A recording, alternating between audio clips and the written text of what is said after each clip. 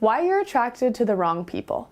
Whether they're emotionally unavailable or downright abusive, it can sometimes seem like we're always attracted to the wrong people. In this video, I'm going to cover why this is and what you can do about it so you can build happier, longer-lasting relationships with people who are worth your time. Hi, I'm Emily Baker from LoveLearnings. I specialize in giving relationship advice you can actually use. It's hard dating in the modern world, and we could all use a little extra help. Please like this video and subscribe to my channel to show your support. So, what exactly does it mean when you say you're attracted to the wrong person? In reality, we're talking about 3 different situations here. 1, you're attracted to guys who aren't interested in you. 2, you're attracted to guys who will date you, but not treat you right. Or 3, you're attracted to guys who aren't the right fit for you because they want different things or they're unable to give you what you're looking for. So you can see this question is a lot to unpack. So let's take these one at a time. First, why are we attracted to people who aren't interested in us? This is a very common pattern that many people fall into, and it can be extremely hard to break. There are several reasons why we fall into this one-sided love, but most of them come down to low self-esteem. Basically, if a guy is attracted to us and is willing to put himself out there to show his interest and maybe even ask us out, then this sets off alarm bells in our heads. At the same time, the guys who don't give you the time of day are the ones who make you weak at the knees. Why is this? This has a lot to do with self-confidence. It's like a job interview. If you go into an interview with the attitude that you don't need this job, that you have a lot of other options, and that you're not going to be upset if they turn you down, then there's a good chance you're going to land that job. This is because desperation is a huge turnoff, and confidence is a huge turn on. But it's easy to mistake lack of interest for confidence. I am always reminded of an old quote by Groucho Marx. I'd never be part of a club that would have me as a member. Basically, if they want you, then how good can they really be? This thought is rooted in low self-esteem, and it's definitely worth looking into if you want to connect with guys who are actually interested in you. The fix here is to give guys a chance, rather than writing them off simply because they seem a little too eager to get to know you. Because at the end of the day, this eagerness just shows that they're into you and aren't afraid to show it. And this is an extremely important quality in any long-term relationship. Many relationships end because attraction fades and people aren't willing to put in the work required to connect the way that they should. This guy is already showing you that he's willing to do whatever it takes to win your heart. In a similar vein, many of us fall for people who are emotionally unavailable as a way of protecting ourselves. I'm sure you're saying, how am I protecting myself? I keep getting hurt. The truth is this pattern of heartbreak can actually be a way to avoid real intimacy.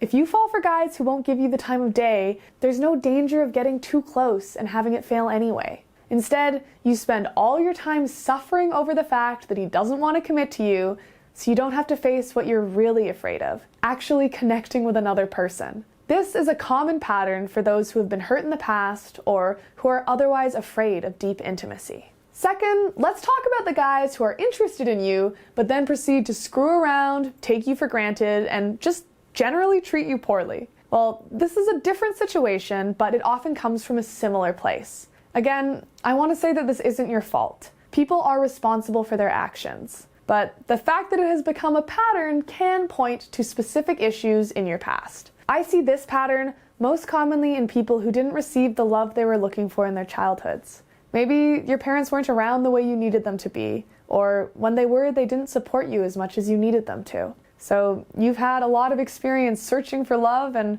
receiving nothing in return. While this was detrimental to you, it became a pattern that you're familiar with. So now, as an adult, it's common for you to reenact these patterns with the guys you date, meaning that guys who are present and available aren't as attractive to you as guys who are withholding and standoffish. This can also be a pattern that you create with guys who are otherwise right for you. Think of it this way. You've created a healthy connection with a guy who you like and who reciprocates your feelings. But then you get anxious because you're not used to this. You associate this anxiety with your typical pattern, a relationship where he's absent and your needs aren't met. So you cling to him more tightly, reaching out to him for love and attention, and in doing so, you become clingy and drive him away. It becomes a self-fulfilling prophecy. This pattern can be difficult to break, but recognizing it as something you're dealing with is always the first step. The real secret is building a relationship where communication is strong and healthy. If you really feel comfortable sharing your feelings with him without fear of judgment, you'll be able to share this with him, and together you can work out a system so that you can both feel secure and independent. But this requires you to date guys who are willing to treat you right. Which brings us to the third situation. You're attracted to guys who aren't the right fit for you. This is similar to being attracted to guys who don't treat you right, but with a small distinction.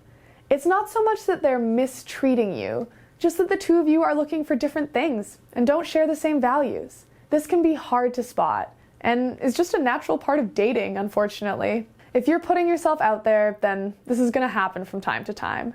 In fact, it takes getting to know someone to see that the two of you aren't a good fit. The problem comes when you refuse to move on from this person and find a relationship that's right for you, or when you keep getting into the same types of relationships over and over again. If you're stuck in this pattern, it never hurts to take a personal inventory of what you're looking for in a relationship. I don't recommend a checklist approach to dating, but there are certain things to keep in mind when you begin a relationship that can stop you from wasting your time and his. For example, how does he make you feel when you're together? How does he make you feel when you're apart? Have the two of you talked about what you're looking for out of a relationship? Does he avoid questions about the future? Again, this is extremely personal and subjective, but it's something that you have to keep in mind before getting too involved with another person. Don't write someone off without really getting to know them, but don't stay with someone out of the fear of being alone. The longer you date someone who isn't right for you, the less time you have to meet a guy who actually is right for you. Let's talk about a few other reasons that you may find yourself attracted to the wrong people. One possibility is that you set your standards too low. If you find that you always end up in relationships with guys who don't treat you right or end up being a bad fit, then chances are you're not being as choosy as you should be when it comes to who you date in the first place. It's possible you need to raise your standards. Many people aren't willing to turn someone down for a date because they're afraid to end up alone.